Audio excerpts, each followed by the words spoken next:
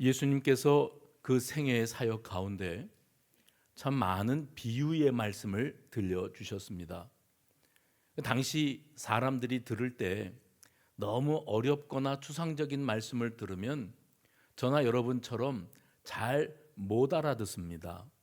그래서 잘 이해하게 하시기 위해서 당시 사회에서 흔히 볼 수 있거나 접하기 쉬운 어떤 상황과 장면을 떠올리게 하시면서 이 비유로 하나님의 나라의 복음을 또 증거하셨던 것을 보게 되어집니다.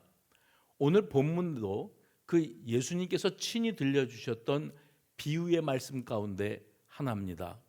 그런데 사복음서 가운데 요한복음 하나를 빼놓고 마태, 마가, 누가복음에 이 비유가 공히 기록되고 있는 것을 보게 됩니다. 그러면 이 사람들이 예수님 곁을 따르면서 예수님께서 들려주셨던 어떤 메시지, 이적, 기적 이런 것만이 아니고 예수님께서 그를 따르는 많은 무리들에게 들려주셨던 메시지들을 잘 기억하고 있다가 이 책에 기록을 하고 있는 건데, 듣는 사람의 입장에서는 또 어떤 부분은 좀 상세하게, 어떤 부분은 좀 간략하게 묘사한 것에 대한 차이가 있을 뿐, 분명한 것은 예수님이 이 비유의 말씀을 따르던 제자들과 무리들에게 틀림없이 증거하셨고, 그 자리에 있었던 이들이 그 비유를 기억하고 오늘 성경 복음서에 그것을 기록으로 남겼다 하는 것을 알 수가 있습니다. 마태복음에는 21장에, 마가복음에는 12장에, 누가복음에는 20장, 오늘 본문이죠. 20장에 이렇게 비유의 말씀이 기록되고 있는데, 마태와 마가는 예수님이 들려주셨던 말씀을 좀 더 상세하게 기억하고 있었던 것을 우리가 발견하게 됩니다. 마태와 마가는 뭐라고 표현을 했는가 하면, 땅 주인이 있었다, 집 주인이 있었는데 그가 포도원을 만들었다. 그리고 산 울타리로 그 포도원을 두르고 그 포도원에 즙을 짜는 틀을 만들고 그리고 망대를 지었다.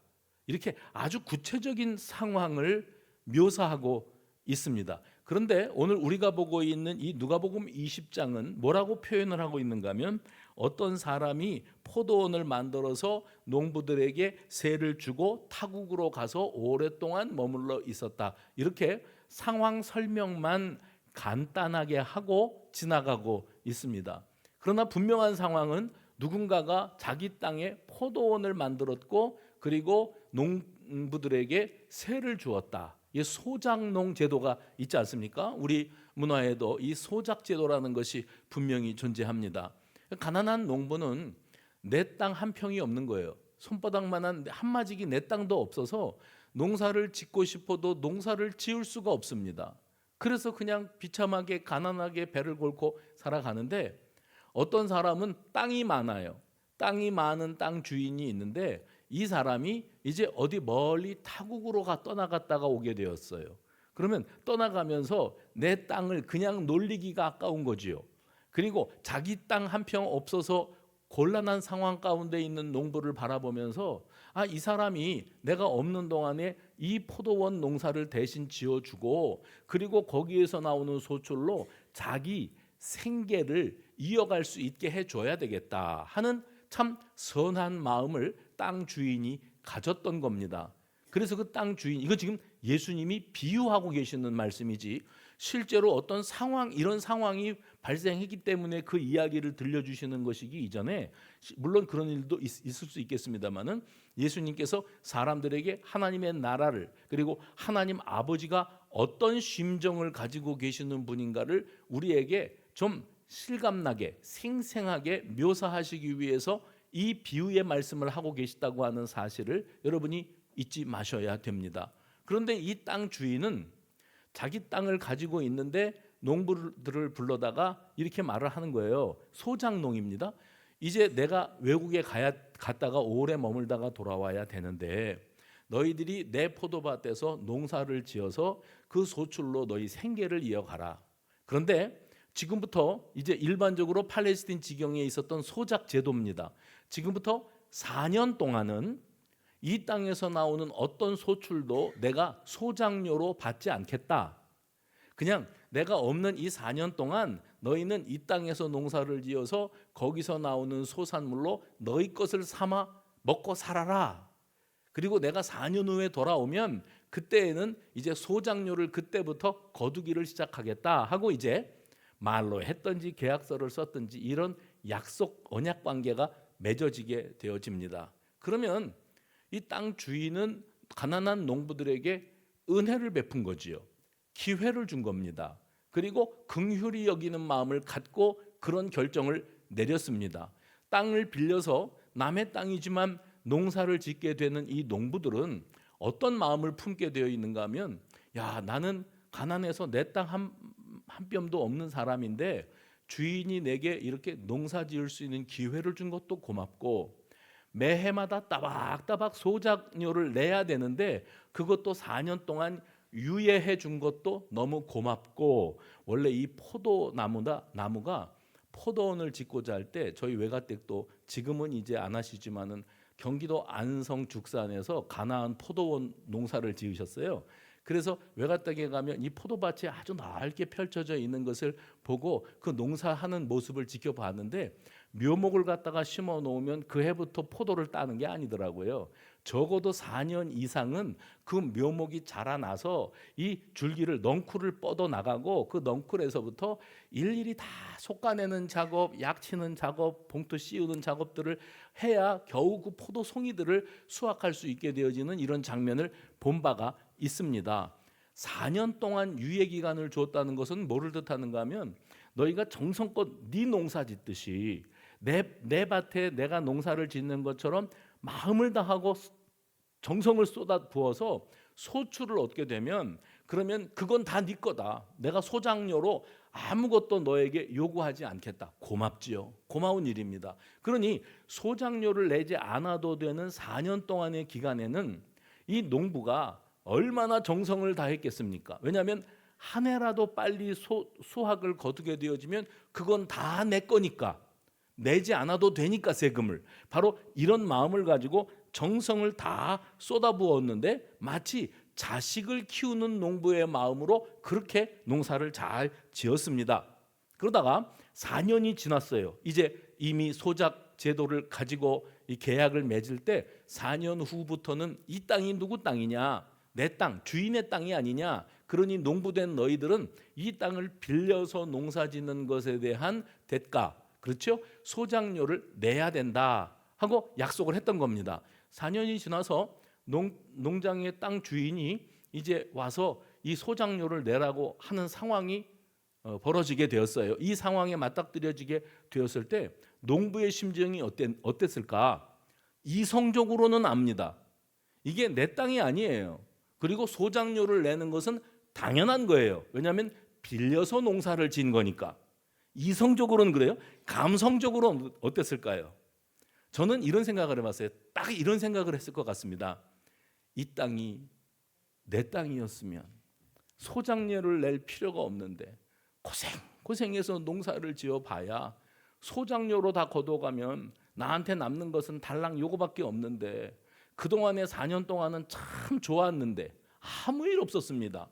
누가 소장료 내라는 소리도 안 했습니다. 이제 곧 내야 된다는 건 알았지만 실제 막상 닥치고 보니 이 땅이 내 땅이 아닌 게 너무 서럽고, 소장료 내는 것이 너무 아깝고, 그리고 그 주인이 하는 그 마땅한 요구가 자기로서는 받아들이기가 버겁게 느껴질 때가 있더라는 겁니다. 때로 억울한 감정까지 들지 않았겠는가, 이런 생각이 듭니다.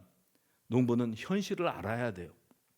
내가 지난 4년 동안 지은 농사는 당연한 것이 아니었어요. 그거는 땅 주인이 내게 기회를 주었고 베풀어 주신 은혜가 있었기 때문에 그 은혜를 누리면서 지난 4년 동안 별 탈 없이 잘 먹고 살아왔습니다. 이제는 이 땅의 진짜 주인이 그 땅을 네가 빌려 농사 짓는 것에 대한 대가를 내라고 말할 때, 그동안에 나는 기회를 얻었던 거고 은혜를 누렸던 것이었다 하는 것을 잊으면 안 된다는 거죠. 사람은 이 땅 위에 사는 동안에 누구나 답니다. 누구나 다 다른 사람들의 배려와 사랑과 희생을 힘입어서 살아가는 법입니다. 내가 누구한테 패 끼치고 싶지 않다, 또 누구도 나한테 패 끼치지 마라 하는 마음으로 살 생각이면 산속으로 들어가서 사셔야 됩니다. 자연인으로 사세요. 그런데 그게 아니라면 이 땅 위에 살면서 어차피 사람들과 부대끼면서 나에게 주어진 순간순간들을 살아가고자 할 때에는 누군가가 나를 참아주고 배려해주고 사랑해주고 용서해주고 섬겨주고 이래서 내가 존재하는 거고, 또 마땅히 나도 이 땅 위에 살아가면서 그렇게 까칠하게 누군가를 따박따박 지적하고 챙길 것 챙겨가며 이기적으로 살아서는 살아갈 수가 없는 거예요. 나도 누군가에게 혜택을 입고 살았다면 누군가가 또 나를 통해서 혜택을 입고 살면서 사는 것이 그게 우리의 사회생활이고 인생의 삶의 모습이 아니겠습니까? 그런데 우리는 이런 배려와 희생과 사랑을 받으면서 살아왔는데 그것을 고맙게 여기기는커녕 늘 그런 혜택을 받아왔기 때문에 어떤 마음을 가질 가능성이 높은가 하면 이건 당연히 내가 누려야 될 권리라고 착각에 빠질 일들이, 그럴 경우들이 많이 있다는 겁니다. 문제는 처음에는 참 고마웠어요. 그리고 그가 내게 이런 은혜를 베풀 필요가 없는데 내가 참 과분한 은혜를 받았다, 정말 고마운 일이다, 이렇게 여겼었는데 나중에는 그걸 그렇게 고맙게 여기지 않고 자기 권리인 줄로 안다는 겁니다. 은혜를 받아놓고 그게 자기의 권리인 줄로 착각을 하게 되어지니까 인간의 양심을 팔아먹고 인간된 도리를 다하지 않고, 그리고 비이성적인 판단, 상식을 뛰어넘는 짓들을 이 땅 위에서 버리고 살아간다는 거지요. 누군가 나에게 배려와 희생과 사랑을 해줬고 그걸로 내가 은택을 입고 살아왔다면 이건 당연한 게 아니고 정말 감사한 일이다, 정말 고마운 일이다. 그래서 배려와 사랑과 희생이 누군가 내게 베풀어 주던 그 배려와 희생과 사랑이 약화되거나 아니면 중단되면 그건 내가 거저받았던 은혜거든요. 그가 그 은혜를 더 이상 주지 않기로 중단하거나 약화시키면 어떤 마음이 드는가 하면 어차피 내가 받을 만해서 받은 게 아니었으니까 그동안 내가 혜택을 받고 산 것만도 감사한 일이지, 이렇게 가야 되는데 사람은 그렇게 안 돌아갑니다. 내가 늘 누리던 것들이 하루아침에 중단이 되게 되어지면 마치 내가 큰 손해를 입은 것처럼, 큰 피해를 당한 것인 양 착각에 빠지는 게 그게 얄팍한 인생의 모습이더라는 겁니다. 그동안 참 고마웠다, 덕분에 내가 그 은택을 입고 살았던 것만도 참 감사하다, 이렇게 살아야 되는데 그동안 그렇게 은혜를 주다가 그 은혜가 약화되거나 중단되면 어떻게 나한테 이럴 수가 있단 말이냐, 이렇게 나온다는 거예요. 사람은 그렇습니다. 내가 그것 때문에 참 고마웠다는 마음보다는 이제 이것이 예전만 가지 못하다는 것 때문에 사람이 너무 매정하다고, 왜 나한테 이러는 거냐고, 너무 서운하다고, 마치 뭘 맡겨놓았다가 받아 누렸던 것처럼 자기의 마땅히 받아 누릴 만한 권리인 것처럼 서운한 마음, 배신감까지 갖는 것이 인간입니다. 땅 주인이 소작농들에게 자신이 잘 투자하고 가꾸어 놓았던 이 포도원을 맡기고 먼 나라로 떠났습니다. 떠나가면서 나 없는 동안에 이 포도원에서 농사를 지어서 너도 먹고 살고 내 땅도 놀리지 말고 그렇게 하도록 해라. 내가 나중에 와서 결산할 터이니 그때에는 네가 농사에서 거둔 소출 가운데에서 일부를, 약속된 분량을 나에게 소작료로 내라. 이렇게 되어져 있던 겁니다. 그리고 그동안에 주인이 와서 이래라 저래라 하거나 나한테 소작료 내야 되는 거 알고 있지? 마음에 각오하고 있지? 이렇게 확인 안 했어서 그냥 농부는 4년 동안은 마치 이게 내 땅인 것인 양 정성을 쏟았다니까요.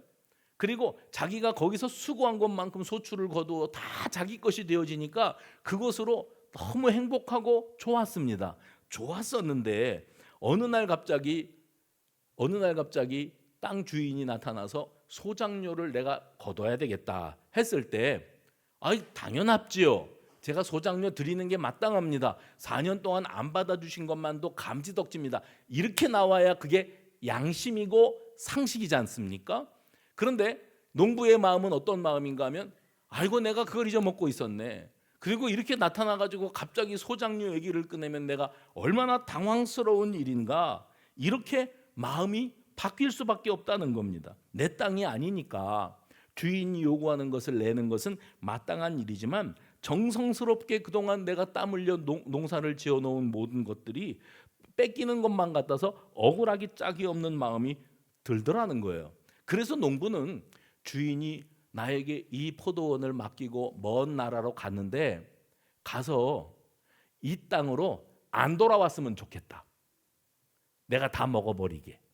아니면 그가 하도 세월이 오래 가서 이 땅을 우리에게 맡긴 것조차 잊어버렸으면 좋겠다. 이런 기대감을 가지고 있었을런지도 모르겠어요. 그러나 어김없이 결산의 때는 찾아왔습니다. 농부 입장에서는 자기가 정성스럽게 농사 지어놓은 모든 것들을 마치 뺏기는 것처럼, 뺏기는 거 아니에요. 원래 자기 땅이 아니었으니까 뺏기는 것처럼 억울하고 불편한 마음이 생겼을런지 모르겠습니다. 어느 날 갑자기 저와 여러분의 일상, 우리는 그냥 일상을 사는 겁니다. 큰 어려움 없는 일상 가운데 하나님께서 깊숙이 개입을 하고 모든 것을 하나님이 헤집어 놓으신다고 느낄 때가 찾아와요. 그때는 어떤 때인가 하면 멀쩡하고 건강했던 내 육신이 그냥 늘 이 상태로만 유지되다가 하늘나라로 가면 딱 좋겠는데 갑자기 덜컹 병이 들은 거예요. 그러면 건강하게 살아왔던 일상이 무너집니다.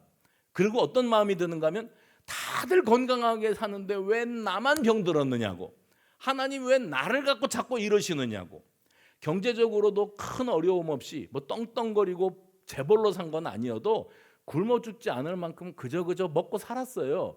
그런데 이 상황과 환경과 경제 여건과 뭐 지구상에 돌아가는 모든 일들이 하루아침에 뒤죽박죽 되어버리는 바람에 당장 나의 삶의 현실 가운데 피부로 와닿을 정도로 삶의 곤고함, 위기, 남는 게 없는 장사 있죠. 계속 유지하는 게 잘하는 거냐, 빨리 접는 게 돈 버는 일이냐, 이것 갖고 갈등을 할 만한 이런 일들이 찾아오는 거예요. 그러면 늘 유지될 줄로만 알았던 평범한 나의 일상이 하루아침에 뒤흔들리는 겁니다. 사람 때문에 시달려 보신 적이 있습니까? 내가 남들이 볼 때는 평범하고 그냥 평안한 일상을 사는 것 같아도 내가 사람에게 시달리고 사람 때문에 힘들고 그것 때문에 마음고생을 하는 경험을 해보면 하나님 앞에 그런 기도를 하는 거예요. 하나님 뭐 하고 계십니까?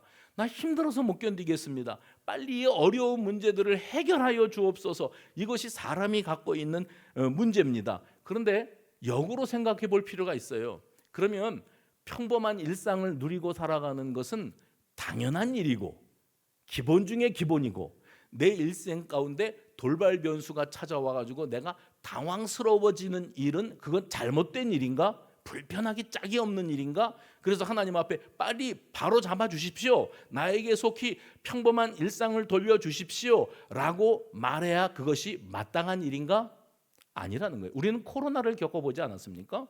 코로나를 겪으면서 생활의 통제가 가해지고 삶의 불편함이 생겨지고 했을 때 다들 했던 말이에요. 우리 믿는 사람들뿐만 아니라 믿지 않는 사람들까지 다 했던 말이 뭐냐면 우리가 평범했던 일상이 얼마나 그리운지 그 얘기들 많이 하셨죠.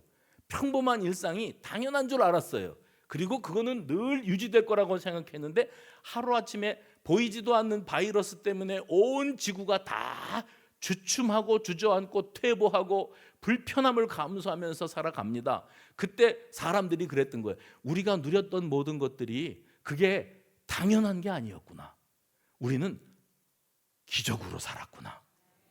내가 지금까지 살아왔던 일상이 기적이고 하나님이 지켜주시는 은혜였으니까 유지됐던 거지, 원래는 이렇게 우리의 삶에 돌발 변수도 많고 속상하고 힘들고 밤잠 못 자고 마음 상처받고 마음고생 몸고생 하게 되어져 있는 것이 우리의 사실은 일상이었구나 하는 것을 깨닫게 되어졌을 때 정말 하나님이 우리에게 베풀어 주신 모든 것들이 다 은혜였고 기적이었구나. 그렇다면 코로나는 지나갔지만 여러분과 제가 지금 살아가고 있는 지금 또 평범한 일상, 코로나가 없어도 몸살 감기들은 독감들은 돌지요. 코로나가 없어도 환율은 요동을 치지요. 기름값도 요동을 치지요. 주가가 폭락을 하지요. 코로나가 아니어도 우리의 삶에 개인이 직장의 위기를 만나거나 삶의 여러 가지 불편한 일들이 생겨납니다. 그때 우리는 잊으면 안 되는 거예요. 지금 이 순간에 내가 살아가고 있는 일상이 전부 다, 제가 그렇게 말하면 여러분은 기적입니다. 전부 다 그거를 놓치면 안 된다는 거예요. 예수님께서 우리에게 이 비유를 들려주시면서, 이게 다 비유입니다.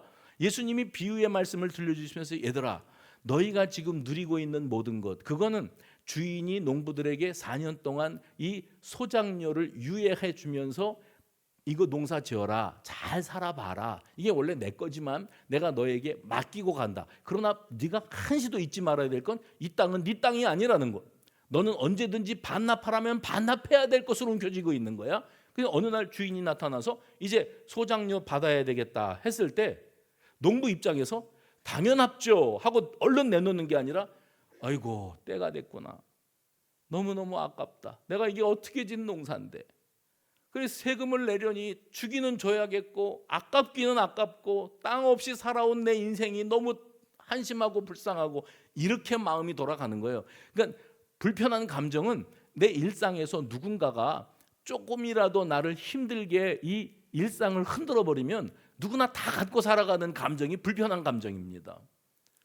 얼마나 많은 일들이 우리 가운데 지금 일어나고 있습니까? 그런데 우리 하나님은 나의 평범한 일상, 아무 일도 일어나지 않는 일상을 우리들에게 허락해 주시면서 심판받아 마땅한 나를 향하여 우리 하나님이 참으시고 또 참으시고 불쌍히 여기시고 기회를 주시고 기다리시는 은혜가 있었기에 지금의 일상도 유지되고 있다고 하는 사실을 절대 잊지 않는 저와 여러분이 되어지시기를 바랍니다.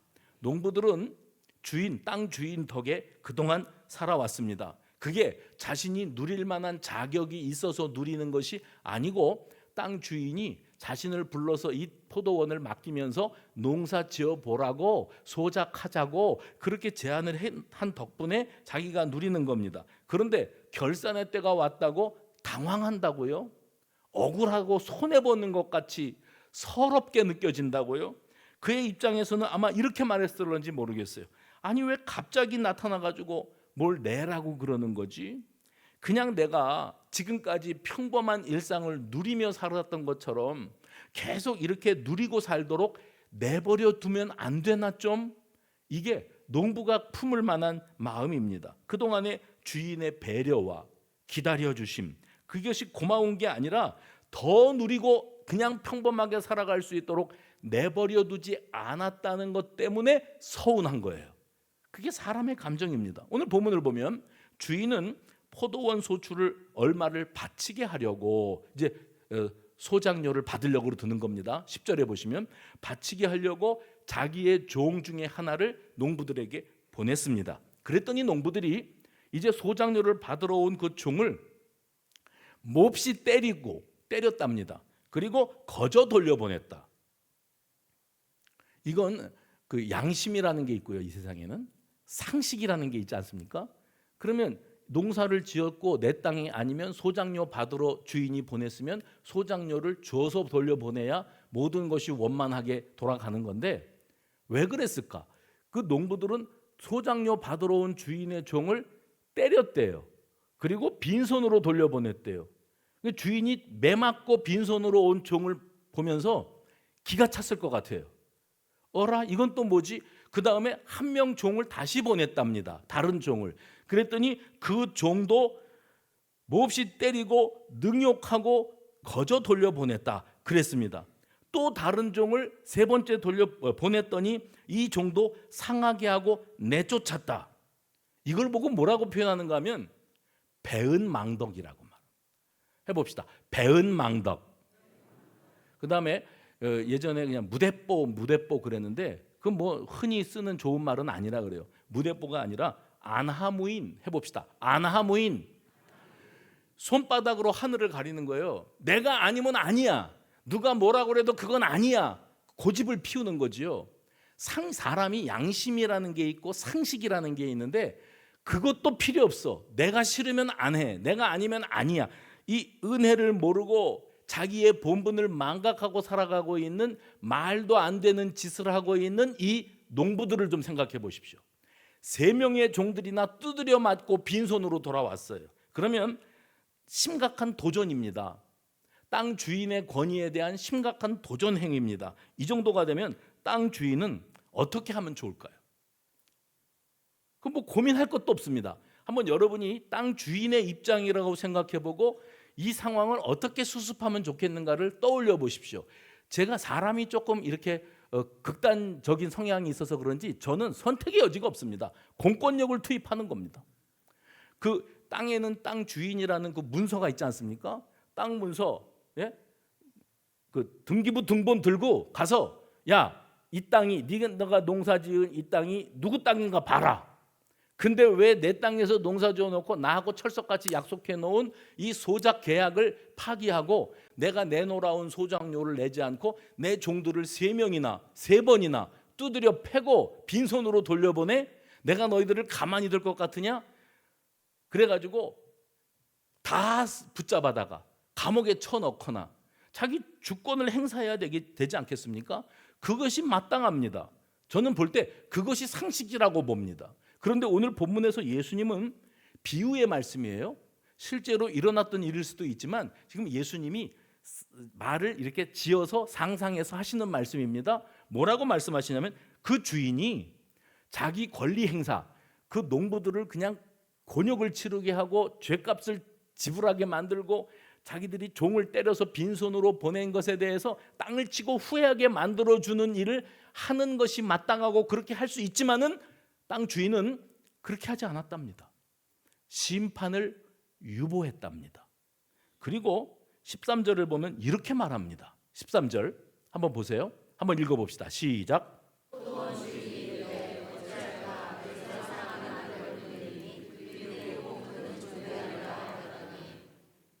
제가 또 이 말씀을 읽으면서 이런 생각을 또 했어요.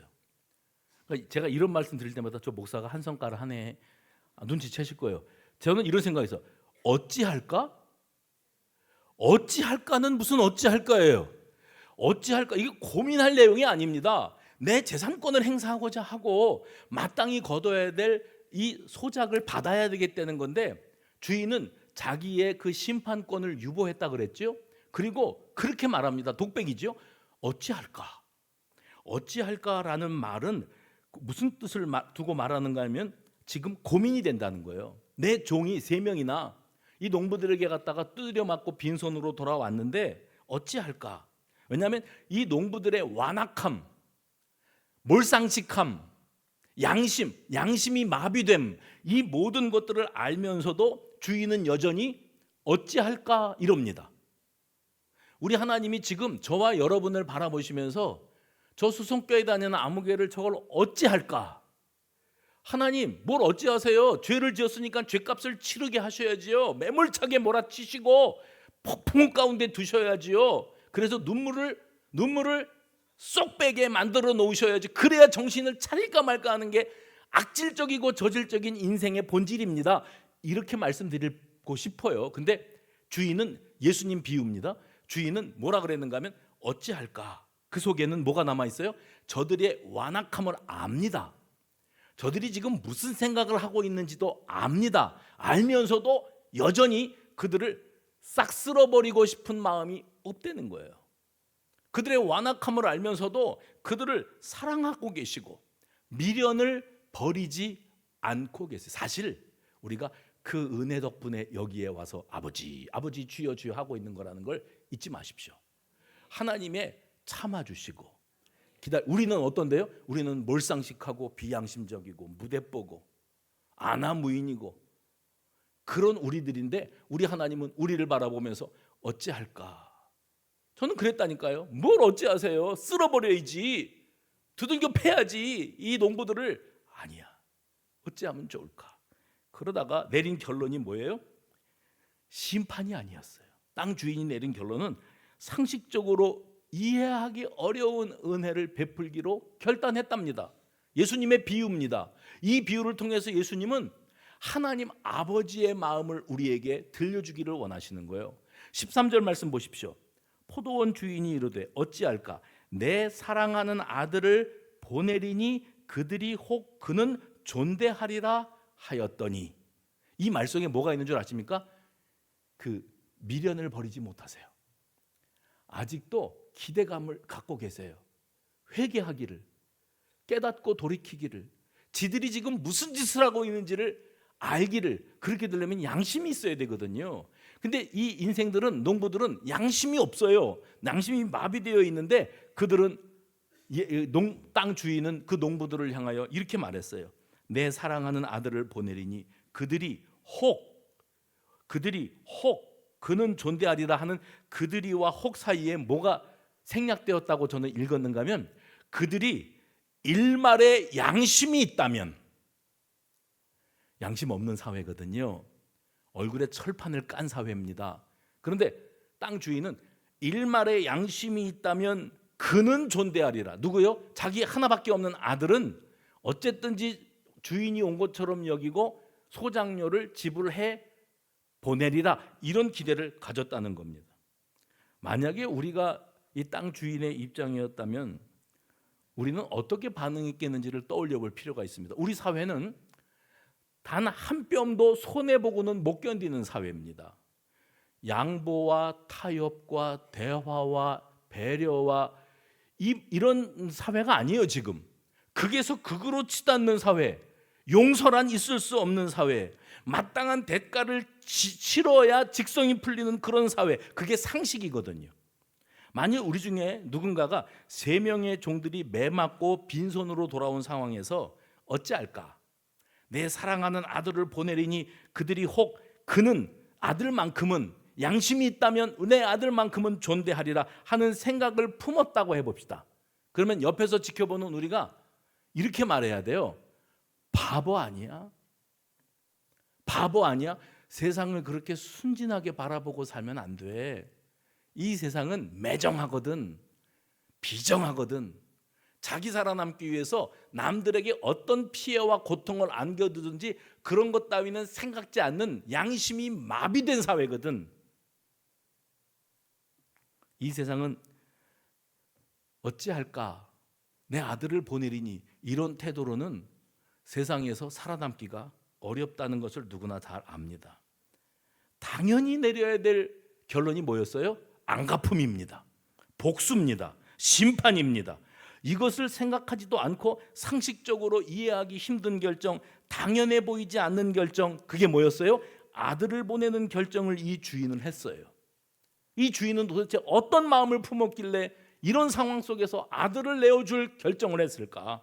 예수님은 이 비유를 통해서 당연하지 않은 은혜를 선택하신 하나님. 따라해 봅시다. 당연하지 않은 은혜를 선택하신 하나님. 당연하지 않은 은혜를 선택하신 하나님. 그 하나님의 마음은 어떤 마음일까? 주인은 생각했습니다. 내 아들을 보내면 농부들이 아무리 악하기 그지없는 자들이라고 할지라도 내 아들만큼은 아들 대접을 해주리라, 이렇게 일말의 기대를 했습니다. 사실 주인은 앞서 종들이 매 맞고 빈손으로 돌아오는 일을 경험해 본 사람입니다. 그렇다면 상식적으로 내 아들을 보내면 내 아들도 두드려 맞고 빈손으로 돌아오리라는 생각을 안 할 수가 없습니다.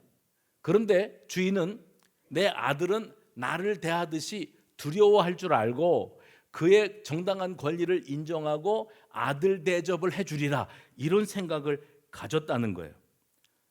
저는 주인이 참 순진한 사람이고 어찌 보면 어리석고 미숙한 사람이라고는 생각도 해봤고, 또 이런 생각도 해봤어요. 참 무기력해 보인다. 자기 권세를, 마땅한 권세를 휘두를 수 있었음에도 불구하고 그것을 절제하고 그것을 유보하는 것은, 이 사람이 왜 이렇게 유한가, 이 험악한 세상을 과연 어떻게 살려고 이러는가 싶은 생각이 들더라고요. 왜냐하면 그는 사랑하는 아들까지 내어줄 만큼 결코 당연하지 않은 은혜. 해봅시다. 당연하지 않은 은혜. 이 스크린에 비춰지는 영화 영상이 있지 않습니까? 영화라고 하는 이 영역은 비현실입니다. 마치 현실과 아주 흡사한 것처럼 만들지만 다 그건 사람이 상상해내는 상상력에서 나오는 영상일 뿐이에요. 그 잔잔한 영화도 있고 뭐 우당탕 거칠은 영화도 있고 많은 영화들이 있지만 결론은 뭐냐면 사람이 가지고 있는 어떤 한계, 기대치, 그리고 꾸고 있는 꿈, 이런 것들을 실제 상황이 아닌 영화 영상으로 그 꿈을 이루어 주는 거예요.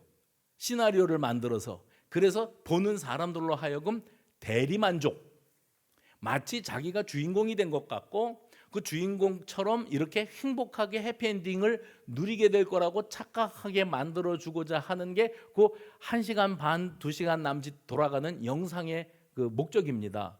그러면 사람들이 대리만족을 하고 영화 좋다, 참 좋은 영화다 그러고 나오지만 나오면 뭐가 기다려요?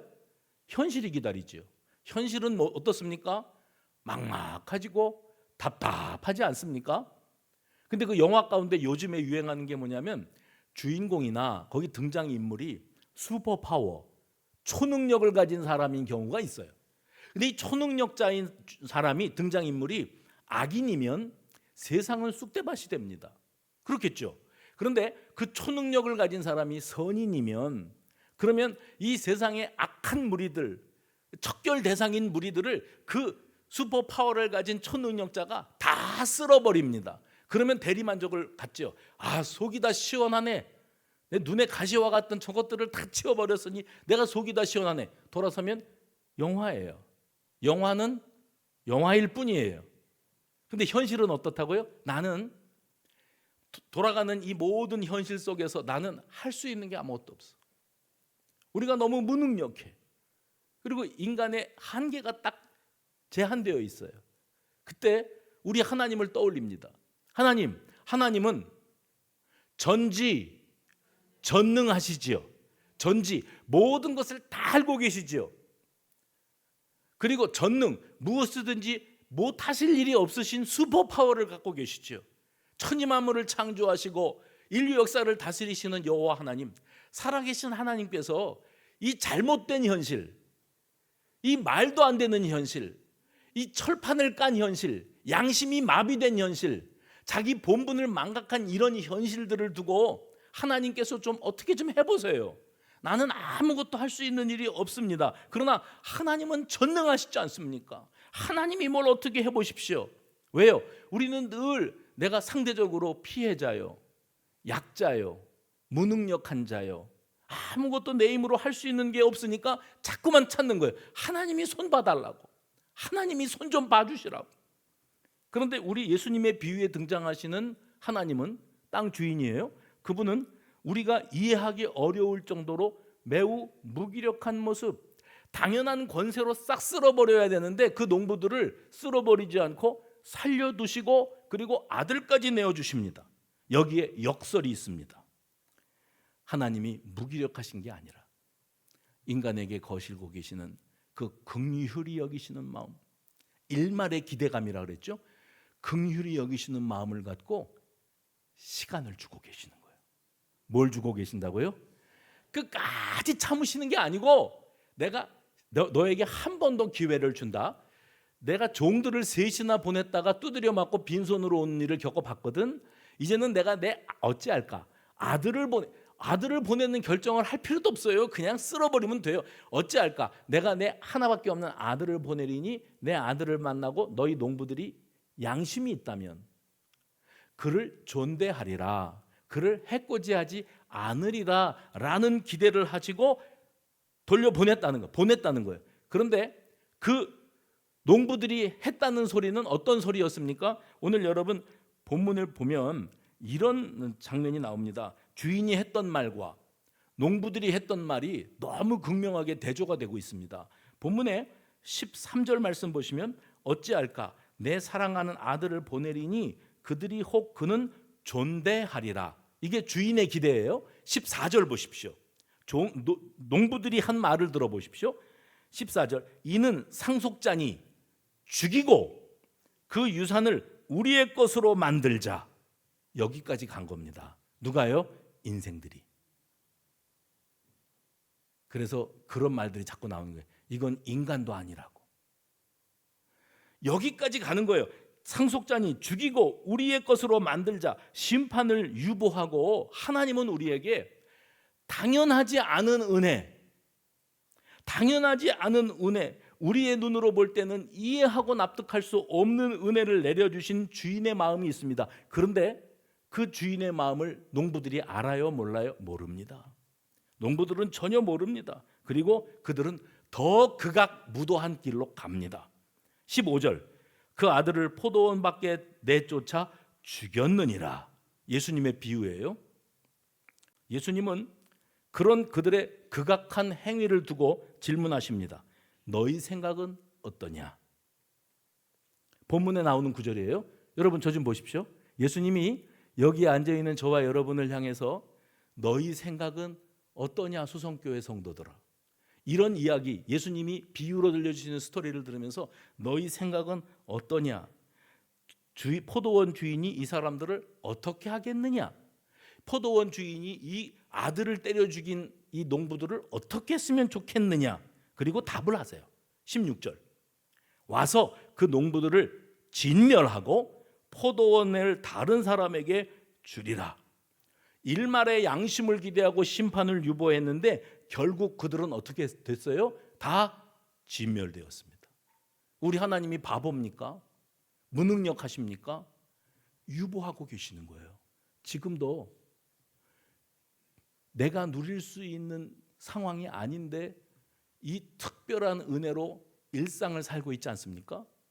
그러다가 코로나 같은 돌발 변수가 생기면 내가 누렸던 모든 것들이 은혜였구나라고 고백을 했어요. 그리고 다시 어느 정도 괜찮은 삶을 살고 일상을 누리다가 우리는 코로나보다 더한 일들을 겪고 있습니다.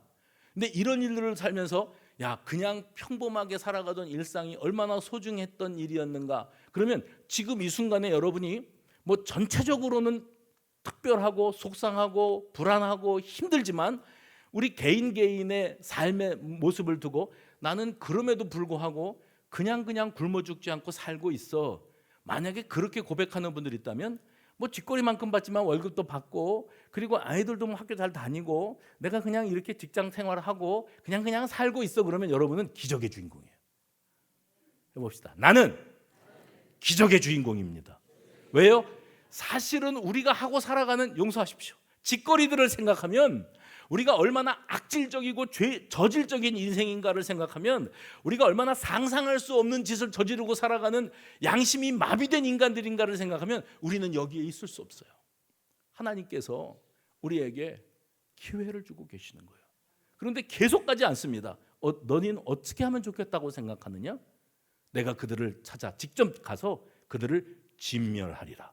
우리 하나님이 공권력을 동원하시는 거예요. 우리 하나님이 그 한없는 권세를 통해서 잘못된 것과 잘된 것, 양심과 비양심, 정의와 부정의 있지 않습니까? 잘못된 이 무너진 질서들을 바로 잡는 일들을 우리 하나님이 해내시겠다고 말씀하시는 거예요. 근데 사람들은 뭐라 그러는 줄 아세요? 너희는 어떻게 하면 좋겠냐? 내가 그들을 찾아가서 싹 다 쓸어버리려고, 다 죽여버릴 거야. 그때 듣고 있는 옆에 있는 사람들이 뭐라 그러냐면 그렇게 되지 말지니이다, 이렇게 표현을 했어요. 그런 일이 있어서는 안 되겠습니다라고 표현을 했어요. 여러분, 우리의 문제가 어디 있는 줄 아십니까? 여태까지 졸고 계셨어도 다 용서가 됩니다. 요 한마디만 들어주시면 돼요. 우리의 문제는 어디 있는가? 당연히 내가 받아야 할 심판은 그게 당연한 게 아니라고 여기고, 내가 받아 마땅한 심판은 그게 부당하다고 여기고, 당연히 받을 자격이 없는 은혜를 힘입어 살면서는 그걸 당연한 것으로 여기고 사는 게 우리 문제예요. 지금 내가 당연히 여기고 사는 것은 기적이고 은혜고 하나님이 주시는 기회입니다. 내가 심판을 받게 된다면 그건 내가 살아온 삶의 족적을 돌아보아서 마땅한 심판입니다. 그런데 그런 심판은 절대로 일어나면 안 된다고 여기고, 내게는 아무 일도 일어나지 않아야 된다고 여기고, 그리고 내가 누리고 있는 모든 것들은 내가 누릴만 해서 누리고 있다고 착각. 어떤 농부들은 그러고 살았어요. 4년 동안. 이거는 내 거다. 주인이 와가지고 소장료를 계산하자 그러니까 어디서 나타나가지고 내 소중한 농산물을 뺏어가려고 한단 말이냐 했던 게 인생들이에요. 그게 그 농부들이 바로 나라는 거예요. 여러분, 지금 하나님의 기다리심과 인내하심으로 말미암아 내가 누리고 있는 결코 당연하지 않은 은혜, 당연한 것이 아닌 은혜를 두고 여러분 결코 방심하지 마시기 바랍니다. 하나님의 자비하심 안에 살면서 이 은혜는 영원토록 가리라고 착각하고 오판하서는 안 된다는 거예요. 하나님께서 악한 자를 심판하시는 것을 지금 잠시 보류하고 계시는 것은 악을 인정하시거나 눈 감아주시는 게 아니고 하나님이 무기력하시거나 판단력이 흐리셔서도 아니라는 거예요. 단지 하나님은 침묵하고 계십니다. 오늘 우리가 누리는 이 은혜는 당연한 게 하나도 없습니다. 하나님의 참고 기다리시며 한 번 더 기회를 주시는 은혜가 있었기에 우리가 일상을 살고 누리고 있는 줄로 깨달으시기를 바랍니다. 이걸 깨닫지 못했기 때문에 농부들은 주인의 아들을 때려 죽이고 말았습니다. 그걸 깨닫지 못했기 때문에 온 인류는 하나님의 외아들이신 독생자 예수 그리스도를 십자가에 못 박아 죽이고 말았습니다. 그러나 하나님은 실패하지 않으시지요. 그 건축자의 쓸모없다고 버린 돌이 하나님 나라의 모퉁이 돌이 되었듯이 그분은 우리의 진정한 구원자가 되신 줄로 믿으시기 바랍니다. 오늘 이 말씀을 묵상하면서 내 안에 자리 잡고 있는 어리석은 농부를 발견해야 돼요.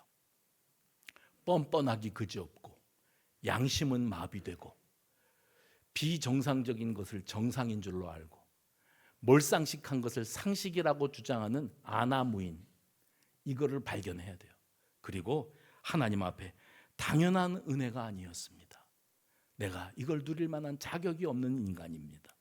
내가 그동안에 오판하고 살아왔고 모든 것의 주인 되시는 하나님을 하나님 대접해드리지 못했던 것을 용서하옵소서. 이 진정한 돌이킴이 있는 저와 여러분 되시기를 주의 이름으로 축원합니다.